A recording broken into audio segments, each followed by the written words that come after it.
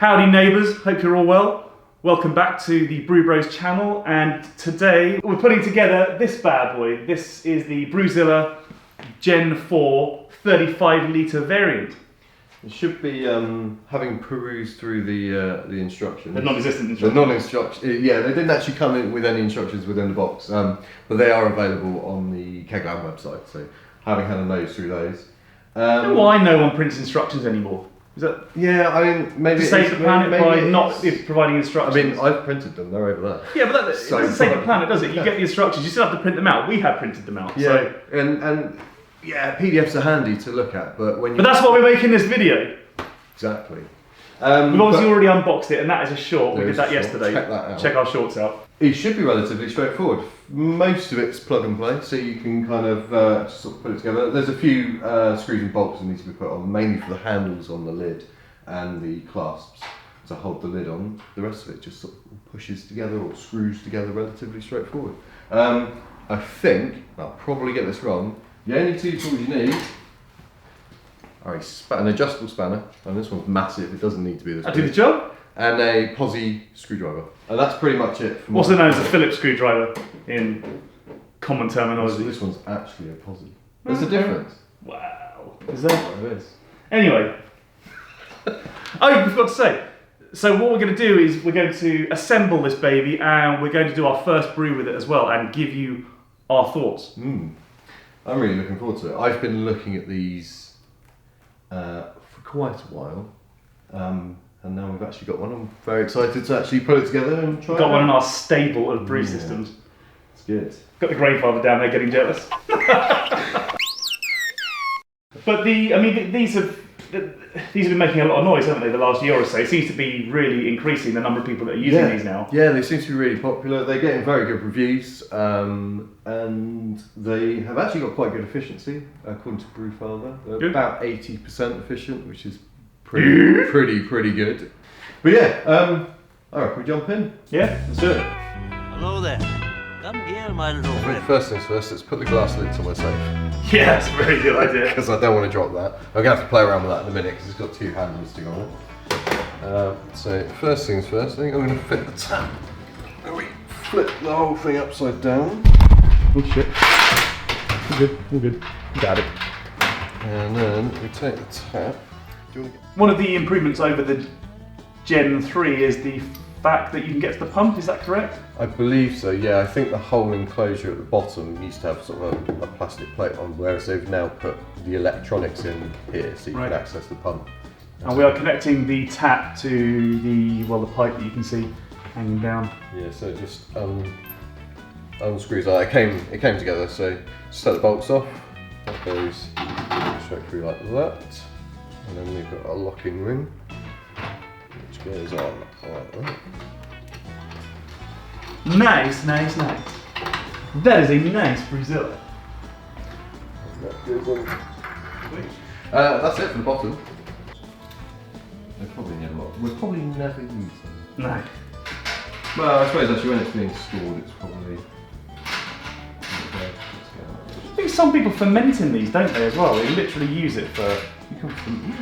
Well, I mean, you've got those clamps for the lid, haven't you? I think that's for also because you can get a distillation hood for it, so you could brew and then ferment, and then... We'll only show you one of these. Yeah.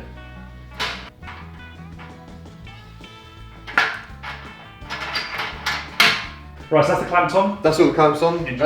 No. Yeah, less so. I mean, they're not too bad. They're just quite small nuts on them, so they're a bit fiddly. So it's more adjustable. Especially with an adjustable this size. A little bit awkward. But yeah, so we've got 4 of those on. Next, we have the handles for the lid. So we've got the bolt with the washer on. Straight through from underneath. You just hold it with your fingers, probably the easiest way. Drop the handle on. And then you Lovely little nipple bolt, eh? Yeah, and then just that one screws on. That's the retaining one. I recommend not doing it tight. Let's call it a bullet one, not a nipple. Yeah. The old nip one. And then this is where you need an extra pair of hands. Just a little bit.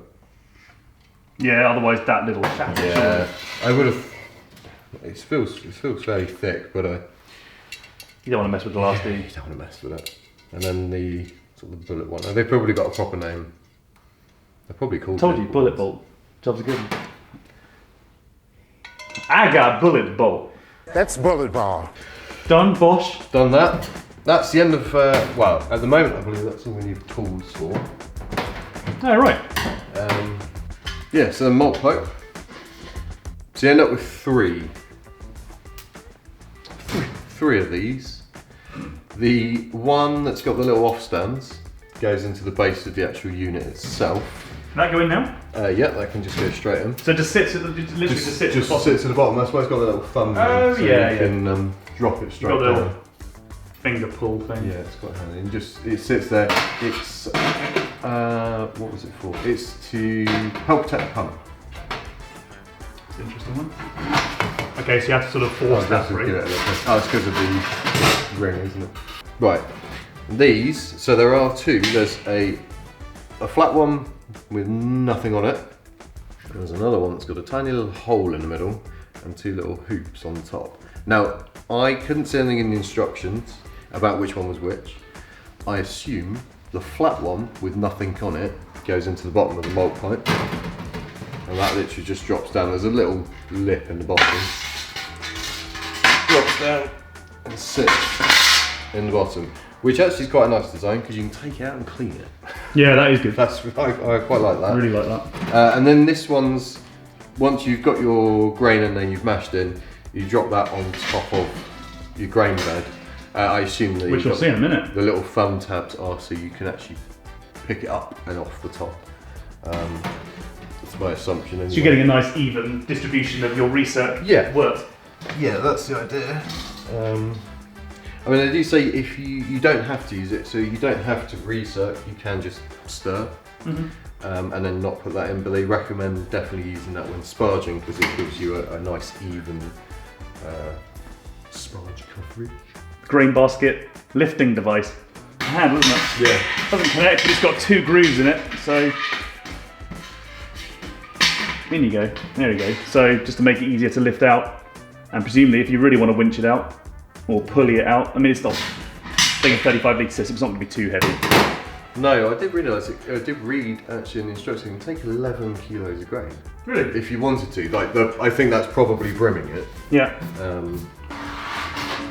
I mean, assembly is pretty straightforward, isn't it? It's very straightforward. Got your recirc arm, and you just push that on there. From what I've seen, doesn't have any retaining clips or anything. Just literally push it on? Yeah, I would recommend, and I didn't do it, and I'm kind of regretting it now, is warming it up a little bit. Oh, right. A little bit of warm water. Make it more malleable. Yeah, it just makes it a little bit softer when it goes on, but That'll work, won't it? that'll work perfectly. Nice. And then that just, That literally just clamps in. yeah, it just pushes in, and then all goes down. Deploy the levers, and it's nicely held in place. Yep. It's got a rubber gasket in there, so you shouldn't get too much leakage. No. Obviously, you've got the valve to control the flow. We have the lid that's set on top, and your hose pokes in. The reason it's really long, you'll see when we're actually brewing, is when that sits on top. I think most people run it, so it'll go through the hole, and then it'll sit on top of this plate. Literally and just sit, just and draped then it there. kind of causes like a mini whirlpool to distribute the water nicely. Last bit, the controller. The pièce de résistance. This is actually quite nice. It's on an angled mount, so you can angle it and then tighten it if you want it fixed. Yeah. They do also suggest you could undo it if you want it even more angled and have it sat against these bolts, so you can have it almost vertical, horizontal even, not vertical. Nice. Yes. So I think we just keep it as it is. That just pushes on. Push on like that. Nice. And that's it. Which is really nice, it's removable because then you can almost take it to pieces and hose it off. And then there's a nice little port on the side. And this fitting's just got a little notch, isn't it? Yeah.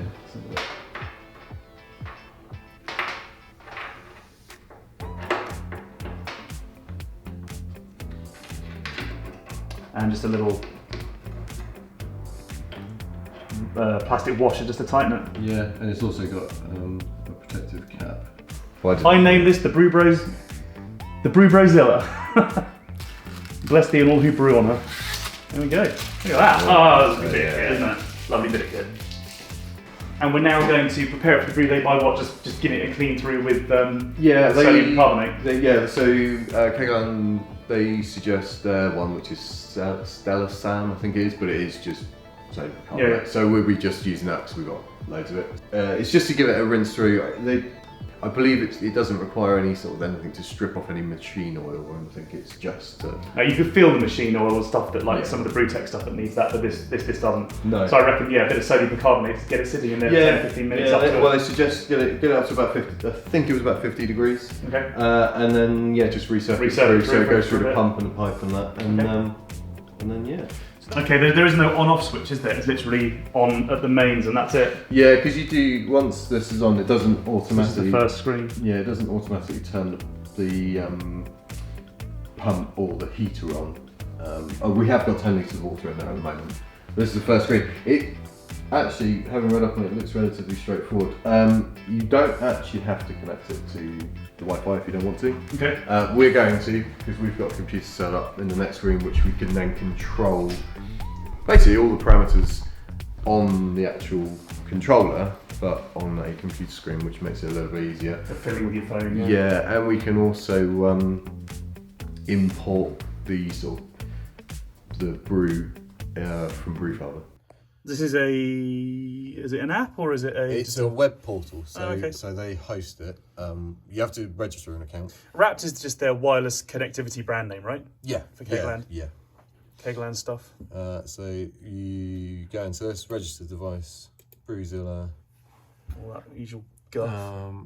So the actual BrewZilla itself is connected to the Wi-Fi. yes, and then you just need to add your MAC address. Add the MAC address and validation code that's showing on the screen of the BrewZilla. Yep.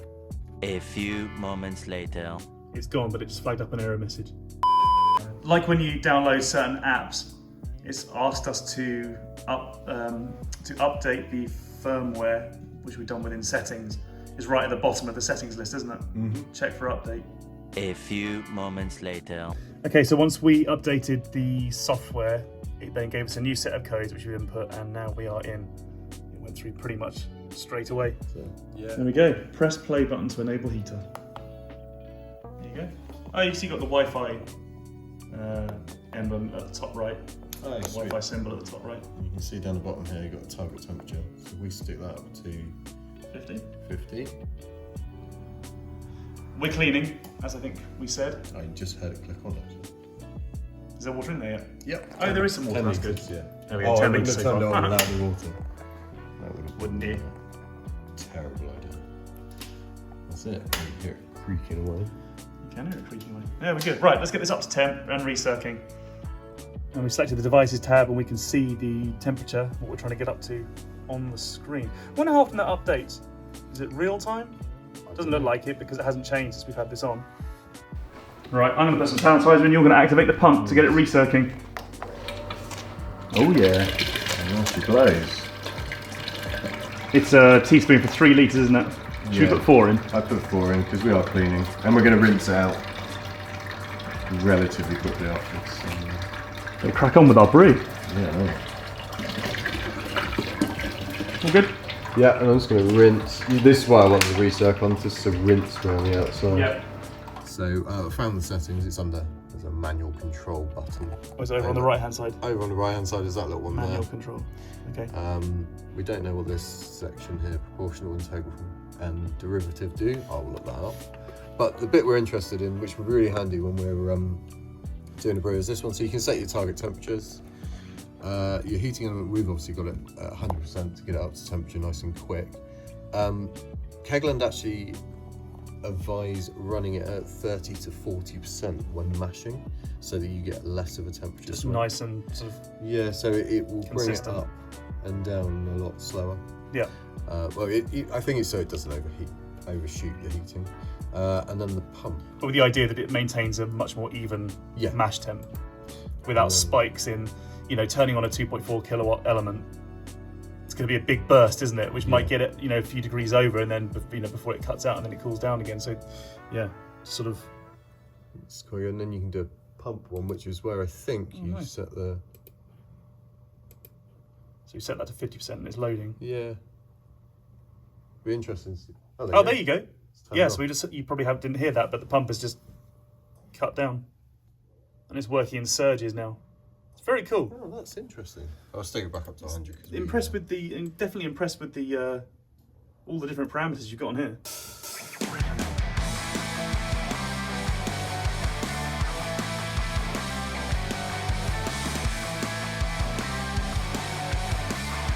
Okay, we've mashed in. So we're going to set this to the mash temperature 65. And they also recommend turning the heating element down from 100% down to between 30 and 40. So we're going to go smack 35, middle bang ground. in the middle. Set. Set that. Don't forget to press the set button, otherwise it won't do anything. Yeah. And it does Apart give you from piss you off. a nice little confirmation up in the corner. So look at it again. Oh yeah, there we go. I like it when it goes green. Yeah. So what we're thinking then, Gandhi? It's going well. Oh yeah, it is. Turn the pump down to 25%. 25? Yeah. When it was on full tilt, it was it was filling up quite quickly at the top. It just wasn't going through the grain bed quickly. 25 seems Nice. to be. Yeah, well, we're bang on, 65 degrees. What's with the chunks going through the pipe? Quite surprised by that. I think they're probably just caught there, and because the pump's going back and forth, they're just in limbo. They're in pipe Then purgatory. they get blown out, and then it sucks up some more because there are a few Yeah. grains that sort of came off the bottom of the plate. So we haven't put have we put the plate in yet? Yeah, the plate's in. Oh, it's in. So there's a nice little interesting feature on the wrapped software. So this is a temperature graph. The red line is what we've set it to. So the 50 was when we were cleaning it earlier. So we're now strike temperature. Well, I said it's the wrong strike temperature to begin with, didn't I? Yeah, Then we brought that down to 68. The one that was on yeah, Brewfather. 69.6, which we got up to. And then we dropped it to mash temperature, 65. Yeah. And the blue line is where the actual probe, the actual temperature of the actual water is. Let's just see how it's tracking. So she tracked all right there.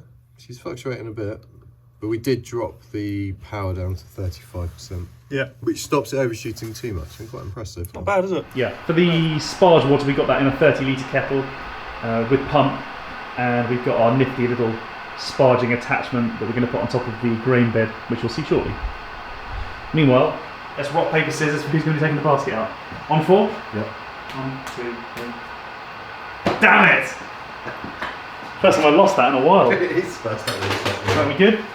You'd also go part that. Oh yeah, yeah. No, that's super easy. Yeah, I like that a lot.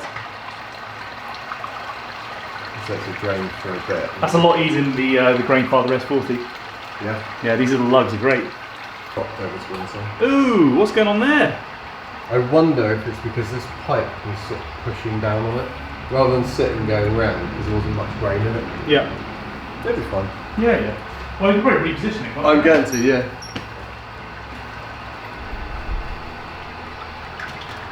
Blimey, look at that. The Leaning Tower of Gandhi. Right, what's that one?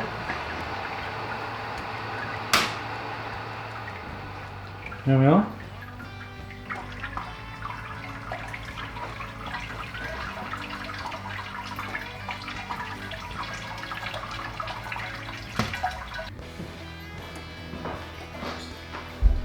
I mean, you can... I know we keep whipping back to the computer and controlling it through there via Wi-Fi, but you can obviously do it all on the screen if you want to. Oh, yeah. Yeah, you definitely can. You don't actually need a computer to run it. No, you could do it on your phone as well. Yeah, if there you you go. wanted to. So it's got an app, right? BrewZilla app? I don't know if it's an app. Well, it's an application, but it's a web-based one, so I don't think you have to actually download anything. You just go to a website. There may be an app out on the App Store. So you get up to the corner. Nice, nice, nice.